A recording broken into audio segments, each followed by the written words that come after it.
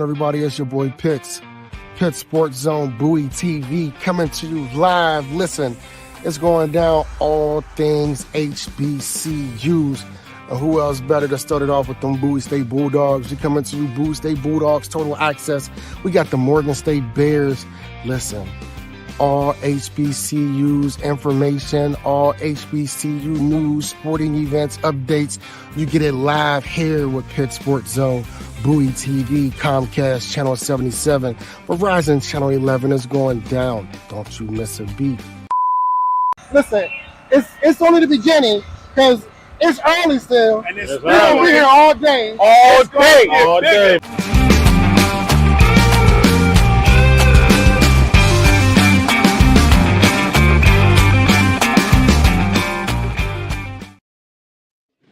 What's going on, everybody? We are back for another episode of Pitt Sports Zone, talking HBCU Legacy Bowl 2025. And again, we have another well-deserved and earned student athlete with us, Malik Hunter WR, receiver of Virginia State University. How you doing today, man?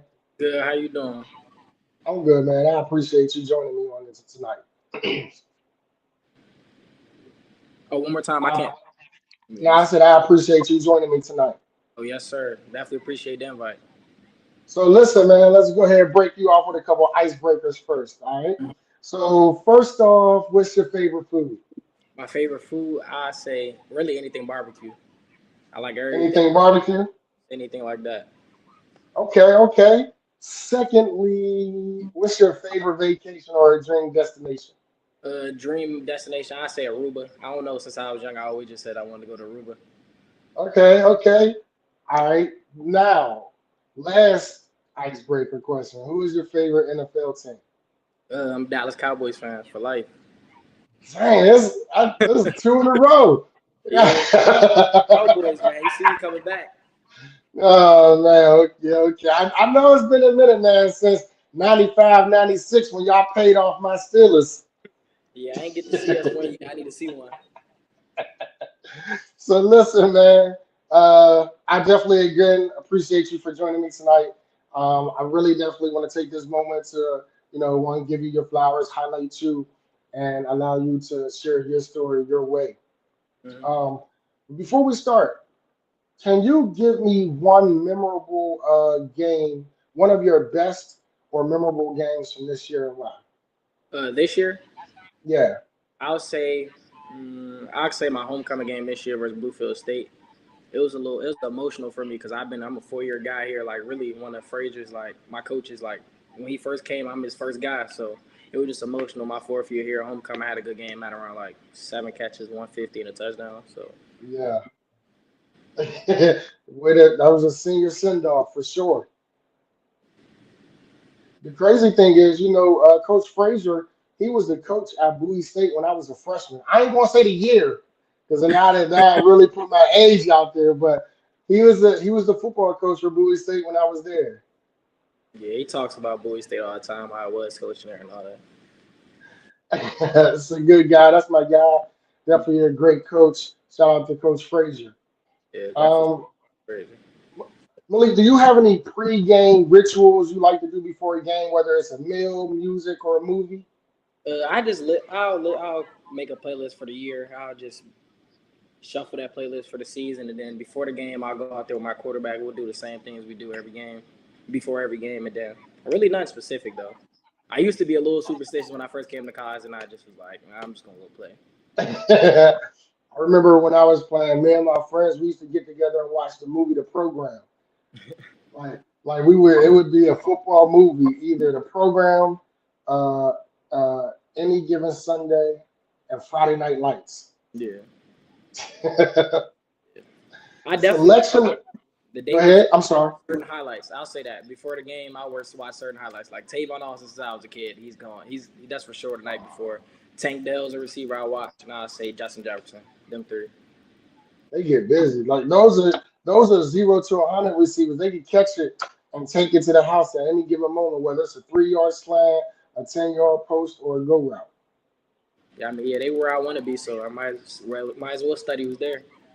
Absolutely, and that's the whole part of the game is the mental reps, the studying the habits, studying the things that work.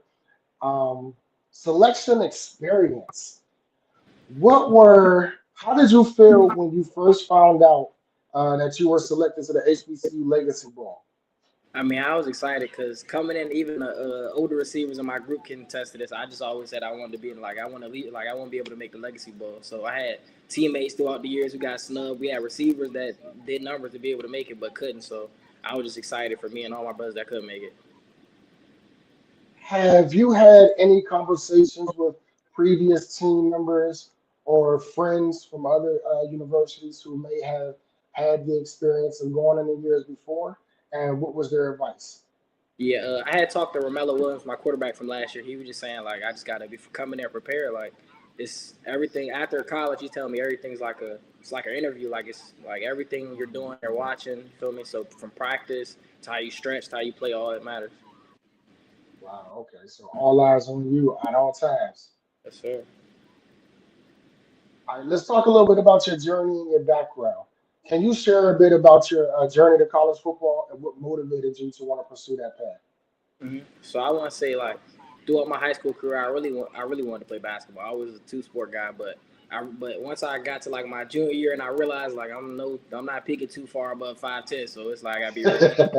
So I didn't really have a good year of football until my senior year. I was really a basketball player. So my senior year is when I came out. I played quarterback, receiver, safety, corner. So I originally got offered here to play corner, and then once I came on the visit and everything, I showed him. I guess I showed Coach Barlow that's at Tennessee State right now.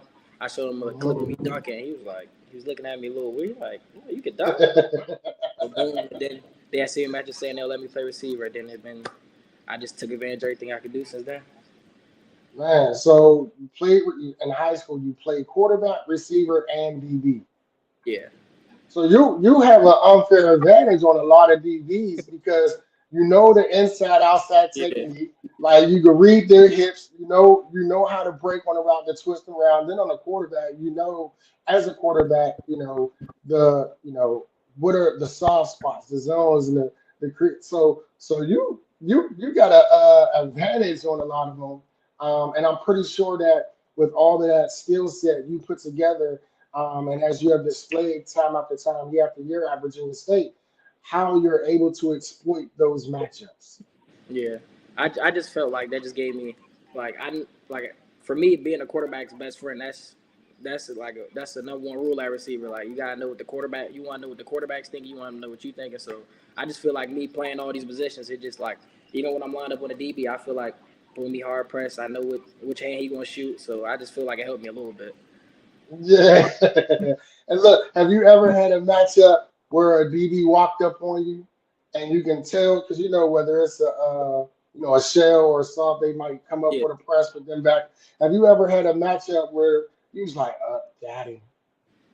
Yeah, nah, definitely. I mean, I watch film, so I didn't like. So I really go understand how you. It's some guys that don't even press. So if you walk up, I know they're bluffing. There's some people that just. It's some teams like do it yourself. They want to play man to man. They want to see your face. Damn, hey, listen, Elizabeth City State linebacker, he was like, I asked him what was his most memorable game. He said, don't get mad at me, but it was the Bowie game. He was like, Bowie homecoming. I'm like, dang, like, is this a shot? Nah, But I understand. receiver. It's like when we play Bowie, like our coaches tell us, like you got to win. Like when we play Bowie, like even since my freshman year, we had a tough game my freshman year. They beat us by 20 points on homecoming. So that was just my wake up to cause. Like they really out here putting hands on people. They ain't really put hands on me, but I see that happen. So Yeah, oh, I remember that game. I think yeah, that's the game when Joshua Pryor took a fumble to the yeah. crib. I was chasing them. They tried to kill me. Let's talk about your HBCU experience. How has being a part of an HBCU shaped your football career and your personal growth?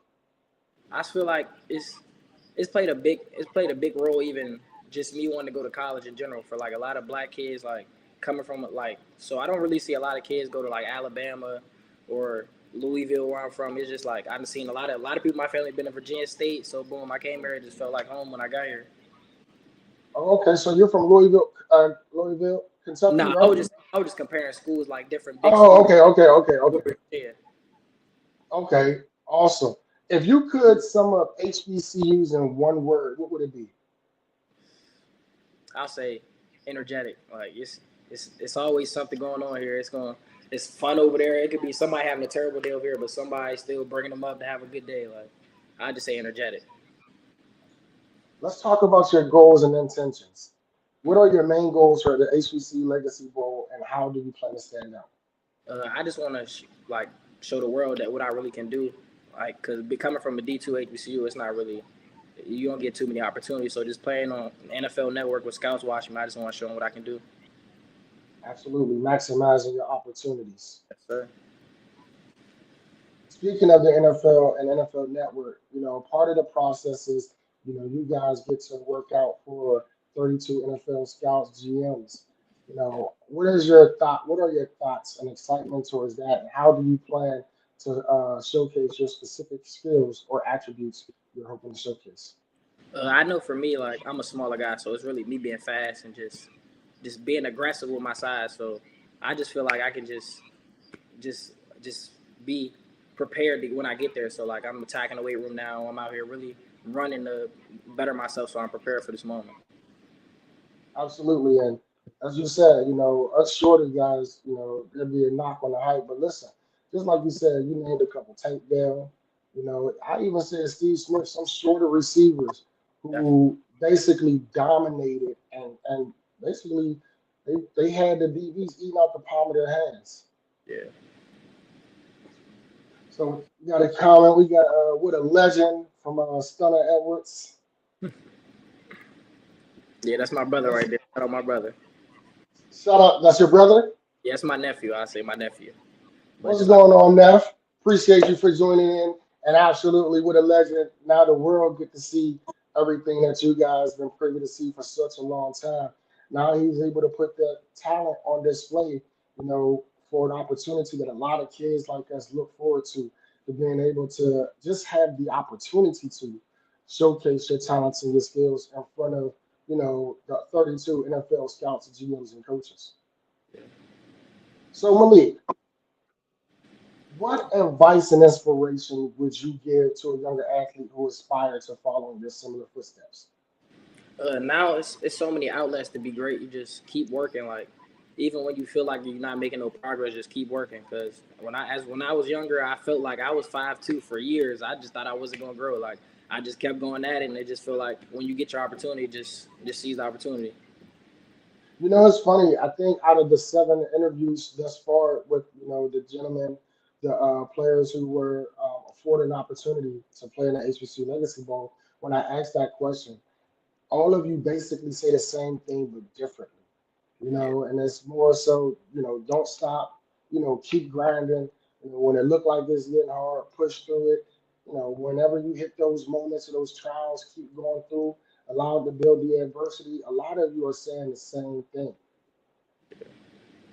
yeah, definitely. I feel like that's something you just gotta have with you coming from, or just being an underdog in general. Just coming from a D2 or HBCU, we all underdogs. So I feel like we all got somewhat same mindset. Absolutely. And, when you talk about the HBC Legacy Bowl and all that it brings, have you ever been to New Orleans? Yeah, actually, I had one time. My cousin happened to coach in the NFL, so I went to an NFL game when I was younger, a Saints game. Okay, okay. But you haven't been there as an adult recently. Oh, nah, not since I was like a kid. Are you a food person? Yeah, I definitely am. I know. I love What? seafood, so I know. I was about to ask you, is there a food or a dish that you're looking forward to getting once you get to New Orleans? Probably like gumbo because I done had it when I was younger here, but I feel like it's not the same if you don't get it from where it came from. It ain't authentic. Yeah, Have you ever tried crawfish? no, I haven't tried crawfish. I've tried every seafood I think besides crawfish. I mean, I've tried, but I don't really know how to eat it. So, like, you gotta No, and I it's so think that's special. my issue too. Yeah, but I'm looking forward to trying all that if I can get my hands with it. What is one of the things that you besides the opportunity, because I do understand that's a business trip. But what are one of the things that you're most looking forward to, and just touching down, like what is something that when you first get there, I'm doing this. When I first get there, I don't know. I mean, really, when they give me the pads and everything, I'm just gonna take it in the moment. Cause like when I was like this stuff, I dreamed for when I was younger, just having the opportunity to play and things like this. So just taking in everything, not just being so focused on like just playing great, just enjoying the moment, just letting my play just do itself. Yeah, and one of the things I want to share, man, that something that you said that I believe is a testament as well is that it's an opportunity that you get, right? And when I look at somebody like Elijah Williams, Elijah was a defensive tackle for Morgan State last year. Elijah went to HBCU Legacy Bowl. He dominated every single practice, every week, every day they were reeling about Elijah, and then come the draft, you don't get drafted. He's then undrafted by the Vikings. He get invited to rookie mini camp. Then he gets invited to training camp, and he makes the 53-man roster this year. When you talk about seeing individuals like that who are coming from the HBCU level, and honestly, it's something that we say in our culture a lot: get it out the mud, because nothing is given to us when we attend an HBCU. Like when you look at Alabama's and the Miami's, and no shade to them, but it's automatically ascended that, oh, these players are great. These are NFL caliber players. But HBCU got the same caliber players. You just gotta come check us out. Yeah, definitely. And I feel like just cut like for different schools like that, it's just they just seen the foundation throughout the years. But with HBCUs, like when they like we could run a 4-4 and the guy at Alabama can run a 4-4, they gonna value his 4-4 a little better. So it just feel like we just gotta take that extra step, just go the extra mile. That's why I was saying opportunity just so important. And shout out to Surrender Robinson. Malik is a great player and a great human. Thank you guys for tuning in and supporting Malik. Another one, Lorenzo, stay great, and the Lord will continue to order your steps, guys. Now that one for sure. You know, write it down, make it plain, and speak it into existence. Yes, It sir. all falls in order. So I ain't gonna hold you long. Last question I wanted to ask you: future aspirations beyond the NFL. What are your long term aspirations, both on and off the field? Uh, Off the field, I just want to say just being a great black man to just be a leader for the rest of the community, like for the younger kids and all that. So I just feel like that's one thing I want to do in my life. And then other on the field, just keep being a dog, just be better every day, every second, every whatever chance I got to get better, get better. I'm gonna do something different with you. I ain't doing none of the other ones. Um, what is give a fun? You might not want to give a fun fact about you that maybe nobody knows about. Fun fact: uh, middle school, I played the viola. I'll say that. That's one thing I remember. You said you played using a band. Yeah, and it's not the band. I think it's the chorus. No, it's not the chorus. Uh, It's I for orchestra. Look, don't get listen. If my son heard me say that, he'd be like, "Really, Dad?" He'd give me a look because he's in the band, and every time I say Yeah. something, he'd be like, "Really, Dad? Really?" Nah, it was a I'm long like, time "Yes, ago. I really right." You from the 757? Nah, I'm from Woodbridge, Virginia, but it's still Virginia, so I Right. Virginia. Shout out to my guy Mitch Scott. Mitch is a good friend of mine, man. He's from the 757. He's also a Pittsburgh Steelers fan. And, we've been licking our wounds, for the last couple of years, and so I have no idea what they're gonna look like on this Sunday. I don't even want to talk about them. Yeah. So here we go. That's my. Let me get off of here. That's my baby. Mom is so love you and stay on your path that God has paid for you. Love hearing you speak your truth. Absolutely. Love you, mom. Absolutely. And honestly, and thank you, Mom, for tuning in and sharing your comment, because ultimately that's the whole process and the plan that I have really is to give these student athletes an opportunity to speak their truth their way on their terms. So where other people don't have to. So now people don't gotta, when somebody say, "Oh, this is Malik," is nah, you heard Malik. You know how Malik operate, so I am who I am, and this is who I am, not who somebody tries to make me out to be. So again, I appreciate you for even just taking the opportunity and the time to sit with me and have this conversation. Yes, sir. Of course, it definitely seemed genuine. So no, why not accept it? Absolutely, man. And I appreciate it. Like I said, I will see you in New Orleans, man. Listen, it's going to be crazy. The atmosphere is going to be crazy. I can't wait to get out there. Because for me, I not only do I do the interviews, but I'm also on the field, so I'll be taking a whole lot of flicks. I'm gonna be flicking it up on that Saturday, and I practice too. All But right. I look forward to meeting you personally. Then also, once we touch down in Louisiana, I'll definitely get up with you, do an interview, at the hotel, at the player hotel, and get to more learn more about you, meet you, and everything. And again, man, good luck and best of luck going forward.